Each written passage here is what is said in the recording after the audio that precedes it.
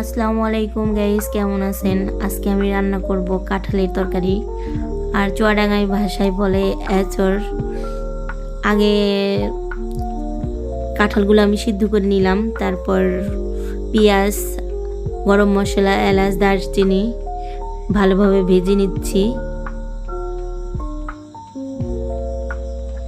ভালো করে কষিয়ে নিয়ে আদা রসুন বাটা সব মশলা দিয়ে মাংস যেভাবে রান্না করে ঠিক ওইভাবেই খেতে অনেক ভালো লাগবে। যারা কখনো খান নাই, রান্না করে খান নাই, তারা অবশ্যই একবার ট্রাই করবেন।